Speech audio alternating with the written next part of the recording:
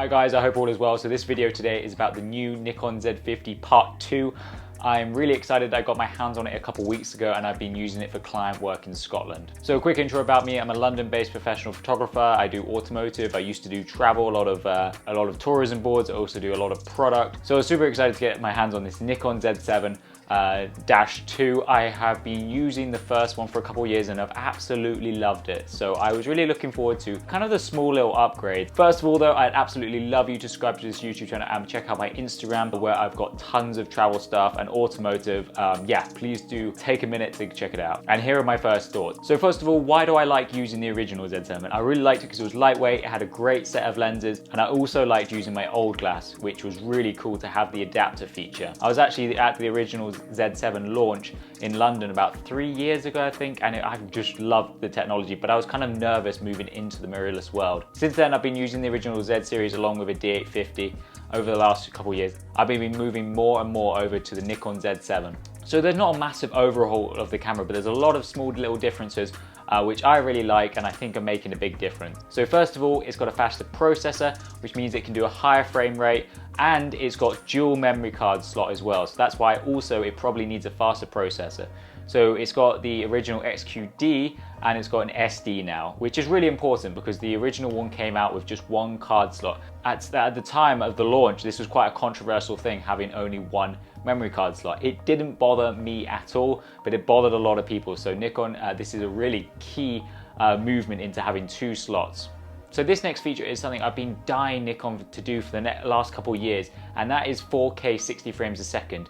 I think Nikon is a little late to the game, but I'm so glad. I think a lot of people are that they finally made this step. So the only downside of that is it uses 93% of the sensor, so it's cropped in a little, but I think 93% is pretty good and I can live with that. So a lot of the different things are the same. The sensor is the same size, it's 45 megapixels-ish, and I think that is plenty. I do not think you need more than 45 megapixels for most things. So I'm kind of glad they didn't get carried away with putting like 50 or 60 in. I think 45 is a really good amount. So the focus system is the same, which is absolutely good by me. I really enjoy using the focus system just because it covers so much of the frame. There's a few notable improvements, which includes it has better facial track for animals and humans, in a couple of different modes, so that's pretty useful. So there's also small improvements in the battery. Apparently the battery will last 420 shots instead of 330 like the old one.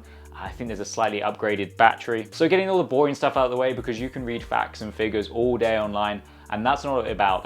It's kind of really how you get a feel for the camera and how you like your photos coming out. So I was recently in Scotland for the past week doing a couple of client shoots, and I was just really impressed. I really like the original Z series, but I think this one felt a bit more refined. I really like the dual card slot. I didn't think I missed it, but actually it's quite nice to have that. And I'll put some photos up now what I've been using. So I've been using an array of lenses.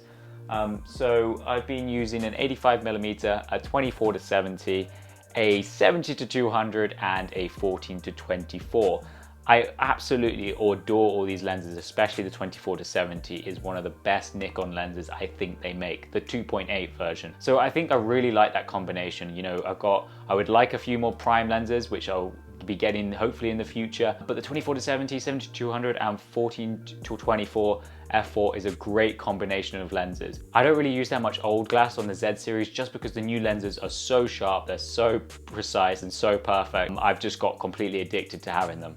This video right now is being filmed on the old Z7, and here is the new one. And honestly, I didn't show it that much in this video until the end because it's exactly the same. Two card slots, it's got the incredible flip touch screen, and a lot of you may be watching this wanting to get into photography or maybe upgrade, or this is your very first purchase with Nikon. And honestly, I really like this camera. I've completely stopped using my D850 now, and I've just completely changed to having two of these. In Scotland, this camera was absolutely fantastic. We had some wild weather, and these are definitely weather sealed. I'm really confident when taking these out that these are really well made, they're really well weather sealed, and I'm really confident in their abilities. So the final question you kind of have to ask yourself is, do you have an old Z7 and are you looking at upgrading? And for me, it's a definite yes. I love the new video. 4K 60 is such a game changer. As I said earlier, I've been wanting Nikon to do it for absolutely years.